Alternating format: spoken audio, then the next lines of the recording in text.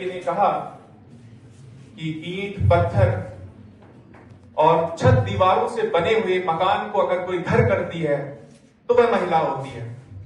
और मुझे याद आया कि एक तुम्हारा होना क्या से क्या कर देता है, एक तुम्हारा होना क्या से क्या कर देता है, बेजुबान छत दीवारों को घर कर देता है।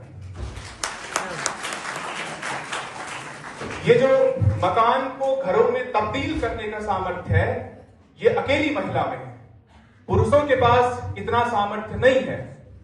और अगर हमारे घरों में खुशहाली है, अगर हमारे घरों में उत्साह है, अगर हमारे घरों में उमंग है, तो उसके केंद्र में महिलाएं हैं। और मुझे इस बात का बहुत दुख होता है कि हमारा केंद्र बहुत उदास और दुखी है। आज पूरे विश्व की लगभग आधी आबादी महिलाओं की है और हमें इस बात पर शोक और चिंता होनी चाहिए कि लगभग दुनिया की आधी आबादी परेशान, दुखी और उदास है। और यदि ऐसा है तो हम ना तो एक अच्छे समाज की कल्पना कर सकते हैं और ना ही एक अच्छे विश्व का निर्माण कर सकते हैं।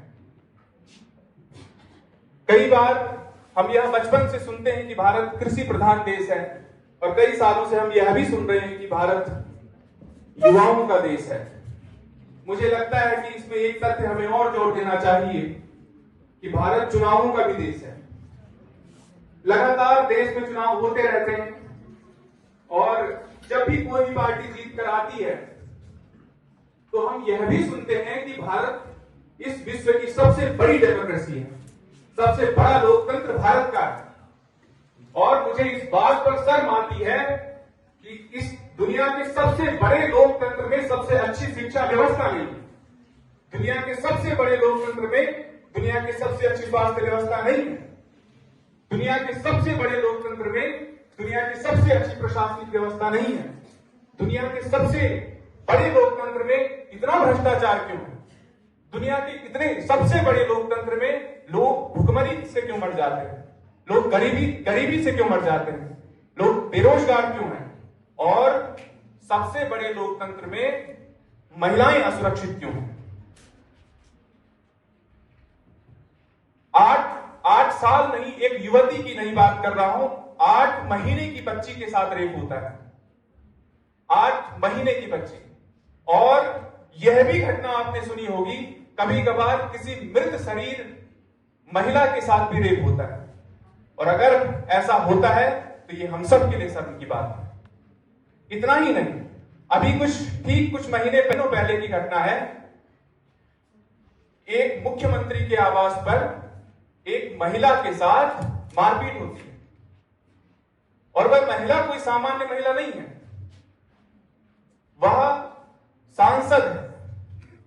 और अगर ऐसा है तो फिर हमें सोचना चाहिए इन विषयों पर। देश और दुनिया की बात अगर दूर भी रख दी जाए और अगर हम अपने घरों में देखें, अगर यहां पर हम सभी आए हैं, बैठे हैं और अगर हमारा पेट भरा है तो इसके पीछे किसी महिला का हाथ है, किसी महिला का श्रम है। एक पुरुष, एक आदमी जब काम पर जाता है तो इस बात का ध्यान रखना कि उसके कपड़े ठीक हैं कि नहीं है, उसका पेट भरा है कि नहीं है, ये सारे काम महिला करती है। दरअसल काम पर आदमी जाता है पर उसे काम पर जाने लायक उसे महिला बनाती है। और वही आदमी और उनमें से बहुत सारे कभी कभार जब घर की तरफ आते हैं शाम को तो ऑफिस का गुस्सा लेकर नशे की हालत में उन्हीं महिलाओं के साथ मारपीट भी करते हैं और गुस्सा भी करते हैं। और एक किसी को बनाने में किस्मत तो है ही, फिर अपने हाथों में मेहनत तो है ही, और निकल आए गुस्सा जो बाहर तो अच्छा, निकल आए गुस्सा ये बाहर तो अच्छा, फिर आपके घर में औरत तो है। ये ध्यान रखना, हमारे घरों में, आपके घरों में जो महिलाएं हैं, ये महिलाएं हैं, ये कोई कूड़ादान नहीं है। और कलेजे पर हाथ रख के बताइए, यहां पर बैठी हुई जितनी भी बच्चे हैं, जितनी भी महिलाएं हैं, कौन अपनी माओं की तरह जीवन जीना चाहती है? और अगर इस प्रश्न का उत्तर ना है तो हम एक गंभीर समस्या में हैं। आज महिलाएं घरों के बाहर असुरक्षित ज्यादा नहीं है, घरों के अंदर ज्यादा असुरक्षित है। घरों के बाहर महिलाओं के साथ प्रताड़ना उतनी नहीं होती है जितनी घरों के अंदर।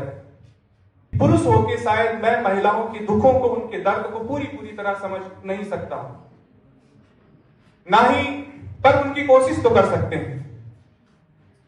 एक आदमी को महीने में 6 दिन 7 दिन पीरियड्स नहीं झेलना पड़ता, उसको 9 महीने तक अपने पेट में कोई बच्चा नहीं रखना पड़ता। एक आदमी से कभी यह उम्मीद नहीं की जाती। यहां पर कई बच्चे हैं जो घरों से आती होंगी, खाना बनाकर आती होंगी, फिर घर जाएंगे और घर का काम करेंगे। यह उम्मीद एक आदमी से नहीं की जाती सामान्यतः। और अगर ऐसा है या यहां पर बैठे हुए जितना भी पुरुष वर्ग है, उसकी जिम्मेदारी थोड़ा ज्यादा बन जाती है कि वह उन महिलाओं का सम्मान करे जो उनके साथ है। चाहे आपकी मां है, चाहे आपकी बहन है, हो सकता है कि हमारी कोई महिला मित्र हो, हमारे साथ काम कर रही कोई महिला है, हो सकता है आपकी कोई प्रेमिका हो। तो आज के बाद उनसे कुछ और सम्मान के साथ, उनके साथ कुछ और अधिक पवित्रता के साथ रहने की कोशिश करना। अंत में बस इतना ही कहना चाहता हूं कि सड़क पर, बाजार पर चलते हुए यदि आपको किसी महिला के हिलते हुए कपड़ों के पीछे यदि जिस्म नजर आता है तो हमारी नजरें खराब है। हमें अपनी सोच को ठीक